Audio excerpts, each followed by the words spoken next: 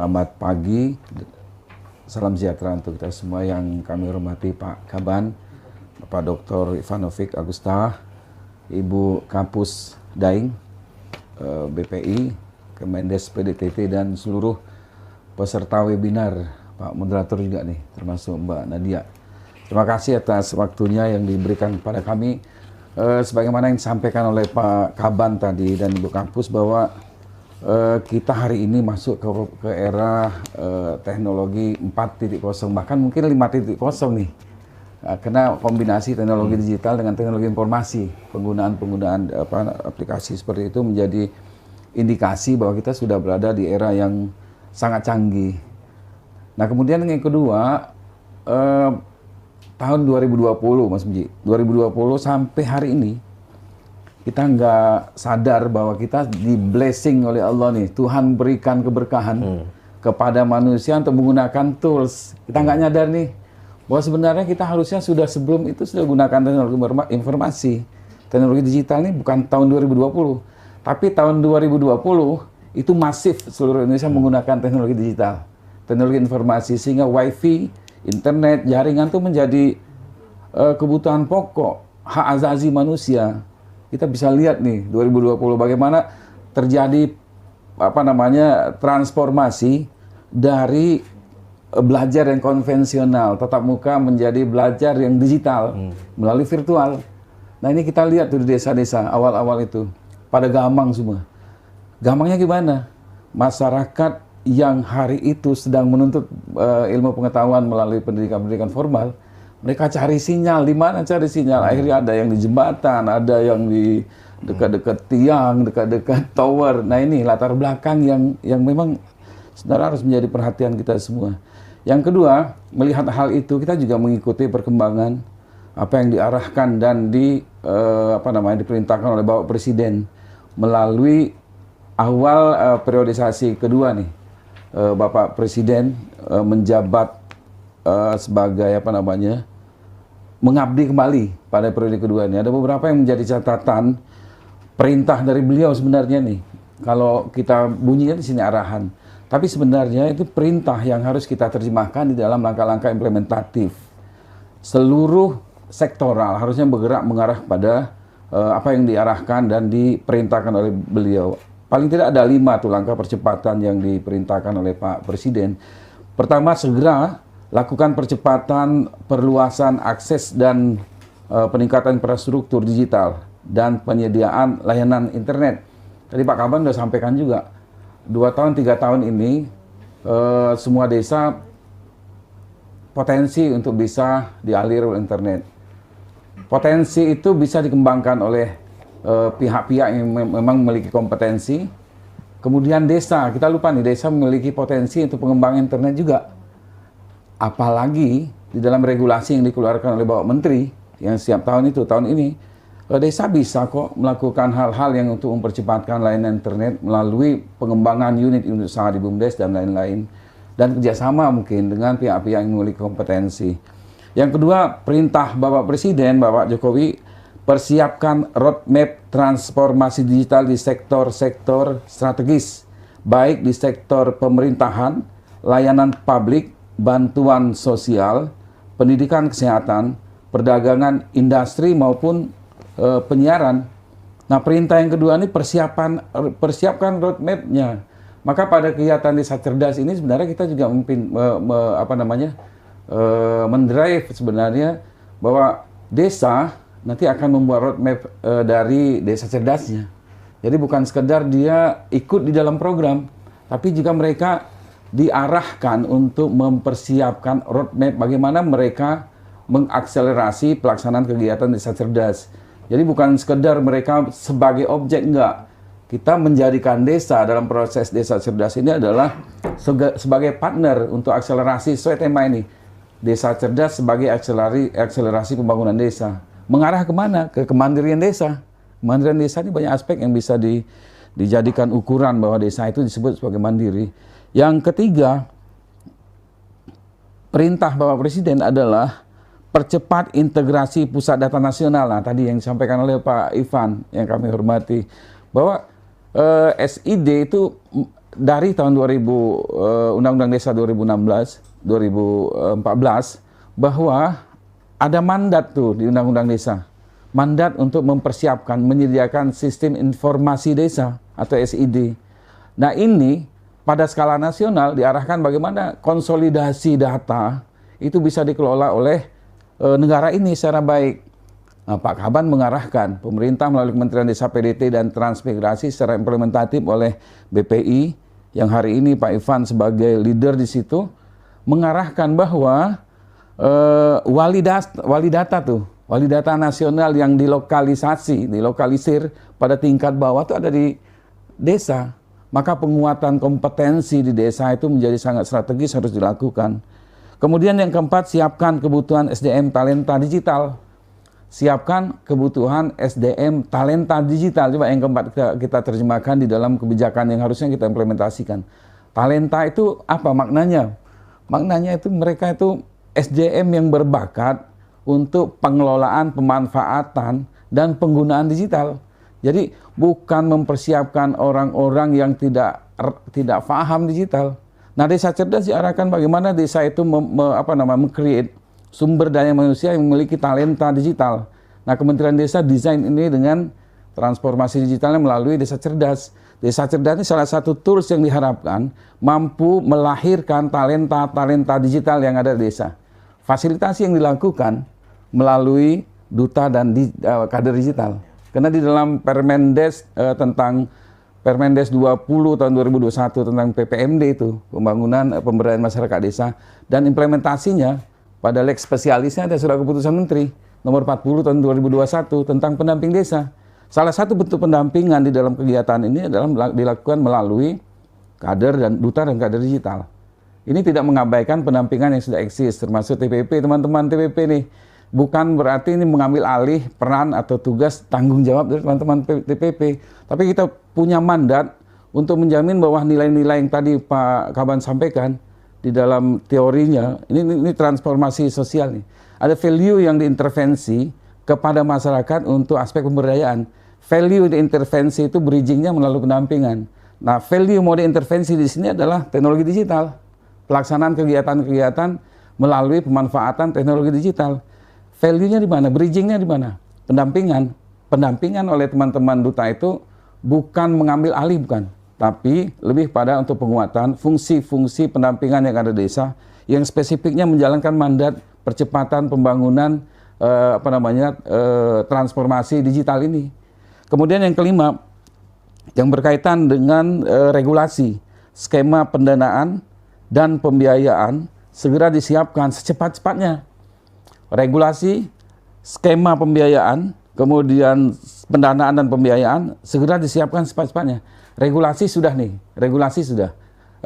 Salah satu bentuk regulasi ini adalah ada arahan dari Pak Presiden ini, bentuk regulasi juga yang bisa digunakan sebagai dasar dalam pengelolaan pembiayaan yang ada di desa.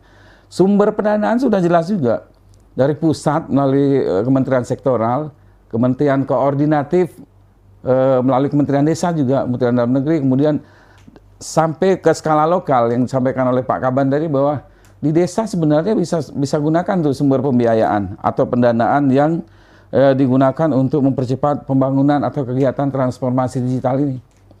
Karena di dalam regulasi terakhir yang dikeluarkan terkait dengan prioritas pemanfaatan dana desa nomor 8 2022 itu ada aspek-aspek yang bisa digunakan atau kewenangan yang bisa digunakan oleh desa untuk mempercepat kebutuhan transformasi digital ini. Nah, arah pembangunan nasional 2024 ini dari langkah yang diperintahkan oleh Pak Presiden masuk ke arah pembangunan nasional. Di dalam arah pembangunan nasional 2020-2024 transformasi digital itu sebagai proyek prioritas strategis dalam RPJMN 2020-2024. Nah, kami kemarin bersama-sama dengan Kominfo, Kementerian Kominfo sedang mendesain nih untuk pemenuhan digital Indonesia 2045. Itu aspeknya banyak aspek itu sebenarnya. Kita minta kepada Kominfo ketika rapat itu arahan dari pimpinan ada aspek atau intervensi sosialnya perlu dipersiapkan. Jadi teknologi digital ini harus diiringi dengan bagaimana intervensi sosial, soft skill ini dilakukan juga. Nah, itu fungsi-fungsinya dari Kementerian Desa. Gus Menteri selalu sampaikan apa upaya kita untuk mempertahankan local wisdom atau kearifan lokal. Jangan sampai juga teknologi digital yang kita intervensi itu menghilangkan nilai-nilai lokal. Nilai lokal yang ada apa? Ya gotong royong, interaksi sosial untuk mempererat negara kesatuan Republik Indonesia. Nilai lokal ini yang harus dipertahankan. Nah, prinsip di dalam desa cerdas mengakomodatif itu dalam desain programnya. Tidak digital thinking, tapi bagaimana combine dari digital plus pemberdayaan yang dilakukan oleh bridgingnya oleh pendampingan. Percepatan program prioritas nasional desa digital, DEDI dan desa wisata. Desa digital dan desa wisata menjadi target juga atau arah kebijakan pembangunan nasional 2024. Kemudian latar belakang dari pengembangan kegiatan ini, kita tahu bahwa Undang-Undang Desa 2014 tentang desa ini merupakan sebenarnya regulasi yang membuat desa itu kalau dulu kita diskusikan dengan kawan-kawan penggiat desa itu, desa seksi udah. Desa seksi ibarat gadis muda yang ada di desa, perawan desa udah diminati oleh banyak orang. Bisnis sekarang udah sampai tingkat desa. Karena regulasinya memungkinkan untuk desa itu melakukan ikatan B2B, baik dengan lembaga bisnis yang ada di nasional, bahkan di beberapa desa hari ini sudah ada ekspor dari desa menuju luar.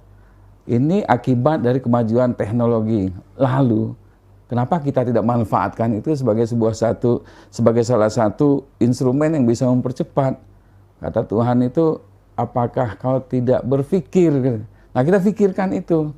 Nikmat mana lagi yang kau dustai, kata Allah kan. Nah, ini bagian-bagian kita untuk mendorong bagaimana desa itu bisa berkreasi dan berinovasi, memanfaatkan teknologi digital yang mandatnya sebenarnya sudah ada di Undang-Undang Nomor 6 2014, SID salah satunya. Kemudian aspek-aspek atau bidang-bidang pemberdayaan dan pembangunan, bridging untuk bagaimana kita menciptakan nilai dalam proses perubahan budaya, dalam proses akulturasi yang ada di desa. Kemudian yang kedua, Permendes Nomor 8 tahun 2022. Mandat dari undang-undang ini, Kementerian Desa diperintahkan untuk mempersiapkan dan menyiapkan regulasi yang mengguiden desa bagaimana menggunakan dana desa.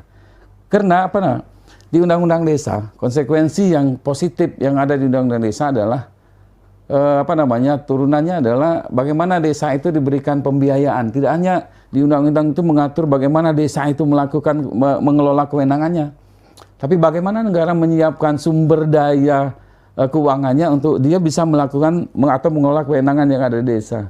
Nah, negara sudah siapkan, kewenangan sudah diberikan dalam bentuk otonomi desa. Pendanaan sudah diberikan dalam bentuk dana desa. Karena di desa ini ada 7, Pak Muji, sumber pendapatan atau pembiayaan yang bisa digunakan untuk pembangunan di desa. Hanya salah satunya aja dana desa. Tapi memang jumlahnya dominan dari 7 itu. Jumlah yang kedua dominan itu dana alokasi dana desa, ADD. 10% dari bagi hasil yang didapatkan oleh daerah diturunkan kepada desa. Nah, ini yang digunakan oleh desa untuk mengembangkan dan melaksanakan kewenangannya dalam kerangka menuju kemajuan yang ada di desa. Nah, di dalam kegiatan ini yang menjadi latar belakang nih. Pemanfaatan teknologi itu menjadi juga tools yang digunakan untuk percepatan itu. Oleh karena itu, sebelum sampai bagaimana kita melaksanakan kegiatan desa cerdas ini, desa itu harus tahu juga apa yang menjadi ekosistem di desa cerdas itu. Ini sebenarnya konteksnya, kalau kita lihat apa yang menjadi desain dari desa cerdas ini, konteksnya tidak hanya di desa cerdas yang diintervensi oleh kegiatan kita hari ini, Mas Muji. Tapi lebih bagaimana desa sebenarnya secara existing, sebelum desain ini kita ciptakan, ada desa-desa yang sudah melihat ekosistem desa itu menjadi sumber daya yang bisa menjadi suplemen bagi desa. Ekosistem itu sumber daya yang ada di desa, yang menjadi suplemen di desa untuk memberikan penguatan dan memberikan daya ungkit bagi desa untuk mewujudkan kemajuan. Nah, di dalam desa cerdas itu juga menjadi bagian, ekosistem itu bagian dari milestone yang akan dilakukan di desa. Ekosistem ini harus dibangun duluan. Ekosistem justru ini yang kita arahkan, bagaimana ekosistem itu mengarah pada penguatan pilar yang ada di desa cerdas yang tadi disampaikan oleh Pak Kaban, yang tadi sudah disampaikan juga oleh Bu Kapus, ada 6 pilar tuh.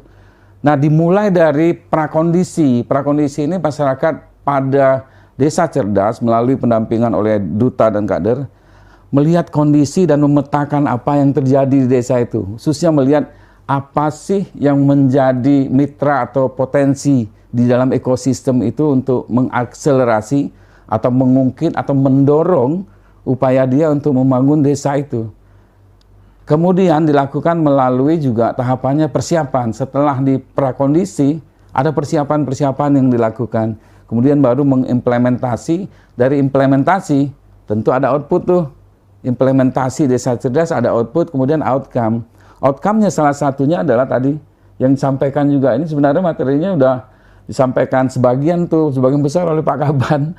Outcome-nya adalah bagaimana SDGs desa ini, SDGs yang merupakan lokalisir dari data SDGs provinsi, global, nasional, provinsi, kabupaten sampai ke desa, ini bisa diwujudkan.